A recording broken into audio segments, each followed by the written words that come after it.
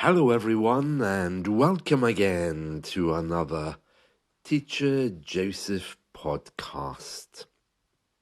Well, in our news, it seems that police officers are demanding larger uniforms. Now, as you know, police officers around the world, they all wear special clothes, usually a special color too, sometimes blue or black, and that's called a uniform. But it seems that, just like everyone else in the UK, police officers here are getting a little bit bigger. And they have waistlines. The waistline is the measurement around your waist, which is the top of your legs basically, up to 48 inches. And the police departments are supplying them with not only XL uniforms, which is the measurement for extra large, as you might know, but they're supplying them with XXXL uniforms. Now, just to put that into some kind of perspective, the British Heart Foundation say that 38 inches around your waist is kind of dangerous.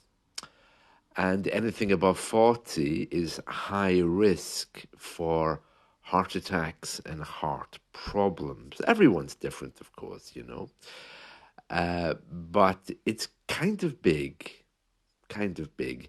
Now, for a police officer, I thought that you had to be quite fit to join the police because we've all seen these movies of the police chasing after the criminal in the streets. But I don't think our police officers can do that anymore if they're so big. Some of them probably can, but I've never seen it happen. I think a lot of our police officers now are getting quite chubby. They're getting a little bit bigger.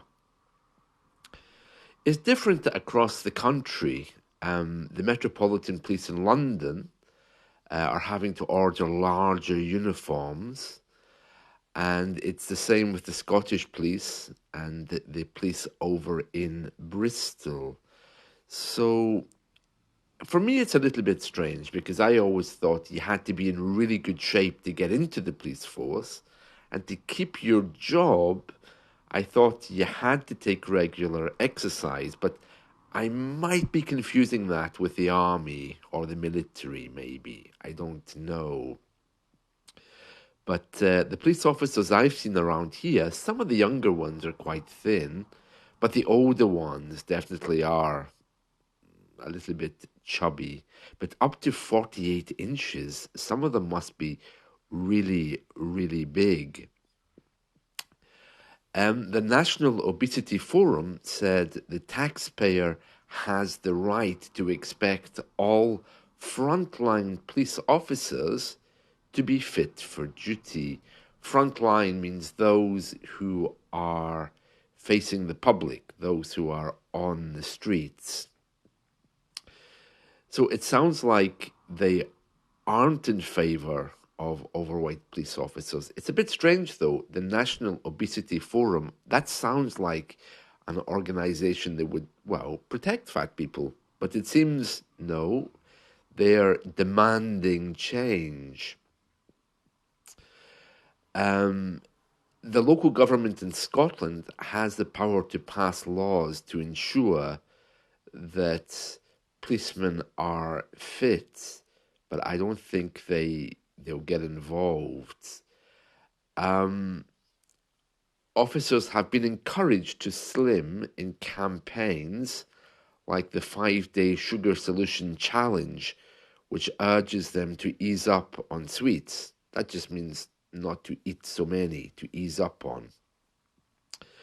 The police responded by saying the size of clothing an individual chooses to wear cannot be used to determine their fitness.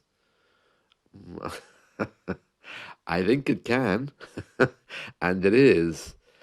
And they're saying, for example, larger sizes of clothing can relate to items which may have to be worn over equipment, such as body armor. Yeah, but if you're wearing clothes over it, how do you deal with that? I mean, of course, it is true that the police sometimes wear bulletproof vests and these kind of things, but that they're saying that the tops they have to wear, the jumpers, are also absolutely huge. All this information is available to the public through our national records. Our records office keeps these kind of things, and the media pick it up. So it's very interesting. Yeah, police officers demanding XXXXL uniforms, extra, extra, extra, extra large. If you ever go to buy clothes in the UK, we really don't use the metric system. So it's inches around the waist, and we sometimes have little tags that say S for small, M for medium, L for large, XL extra large, XXL extra extra large, and here we have XXXXL. It's good to know if you're coming to the UK that that's how it is.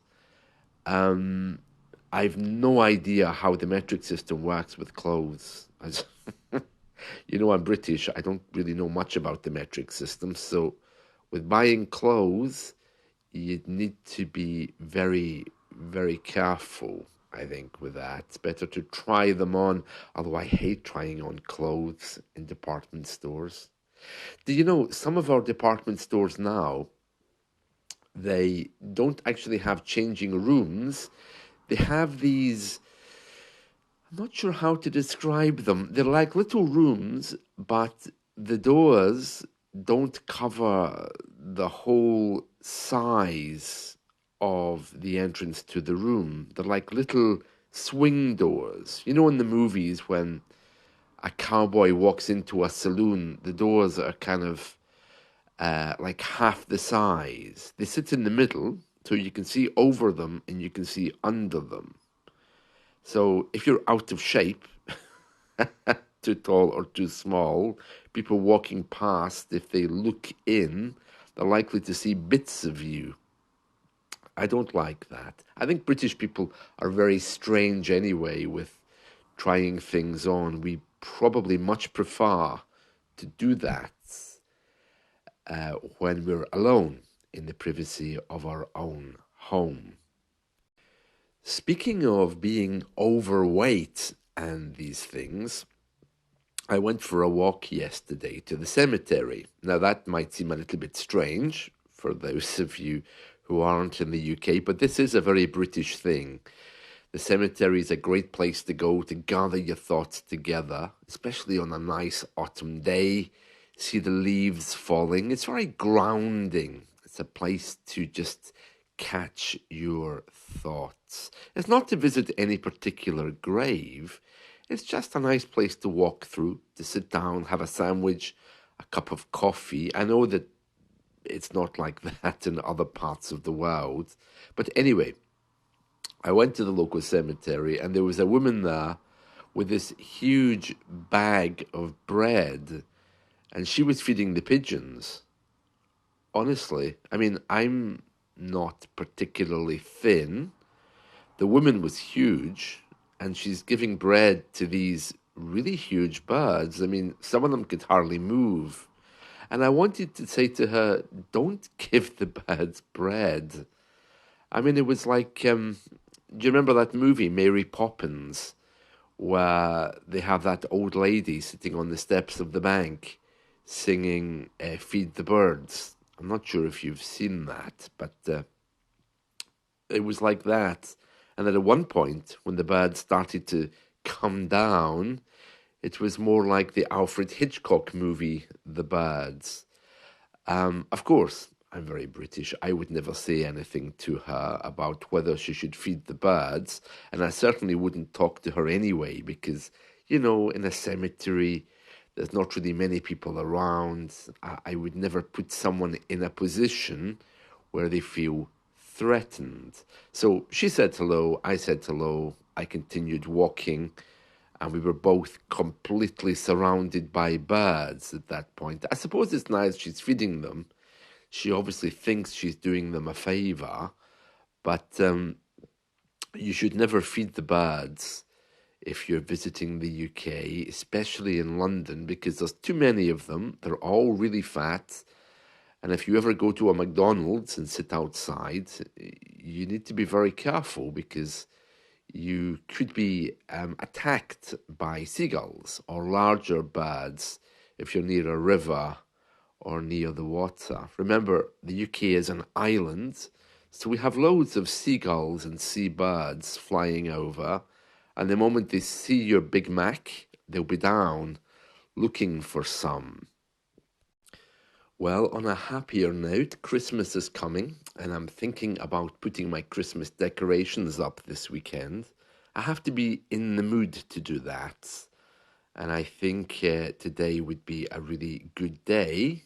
Maybe tomorrow or the next day, sometime over the weekend would be nice to do that. Actually, did you know that these days people buy gadgets at Christmas time? We no longer buy board games or clothing. We give each other phones, computers, gadgets, or gift cards for gadgets.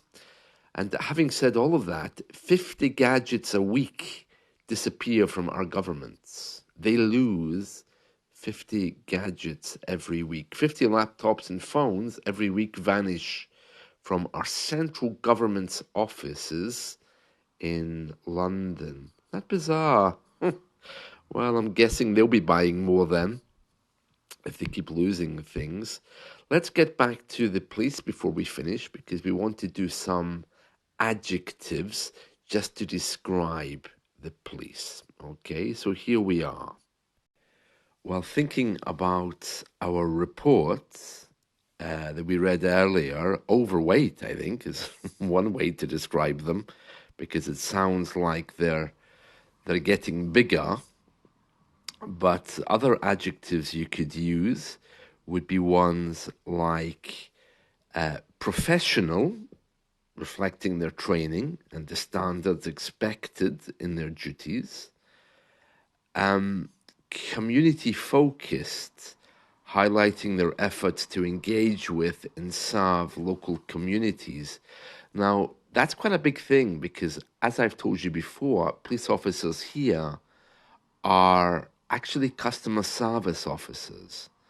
You know, if you tell them you're afraid, if you tell them that something's happening in your life, they're not allowed to leave you until you're calm and you're in the place you need to get to. So they can't just say, sorry, I don't know, and walk away. They will help you in any way they can.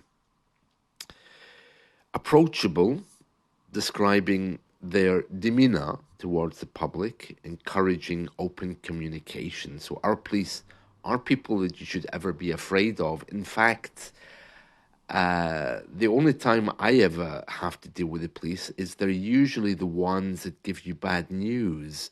So if you open the door and there's a policeman standing there, it's usually to tell you someone's died or someone that maybe you didn't know very well has passed away. Often they are the bearers of bad news. Accountable, yeah, our police have a real transparency. So if anything happens, I mean, they wear body cameras, but if anything happens with them being corrupt, and there's quite a few of those now, it seems, there's full responsibility taken by the police, and investigations happen, and our police are under major scrutiny. I think over the last few years, they've had some bad reports, so they're now actively weeding out people that break the law. Uniformed, of course. They're known for their distinctive uniforms, large uniforms, it seems. They're usually quite calm, although not if they're overweight and running, they're not. but they're usually quite calm. Yes, and that makes them very approachable. We refer to policemen as coppers. Anyone seen a copper? Is there a copper around? Can someone call the cops? We also call them bobbies. Oh, have you seen the local bobby? We have a new local bobby. I don't know why we call them that. If we're referring to local police in the village, we call them bobbies. Just like the name Bob, Bobby. What else can I tell you about them? I think that's all. So professional, disciplined, emphasizing their adherence to rules and procedures as well. So a couple more there. So I hope you found this helpful. And that's it from me for today. So I wish you a wonderful day. And remember, if you are buying clothes in the UK, yeah, get used to the imperial system because we really don't do metric with clothes, shoe sizes, and these things. So it's really important that you're prepared for that. All right. That's it. See you all soon. Bye.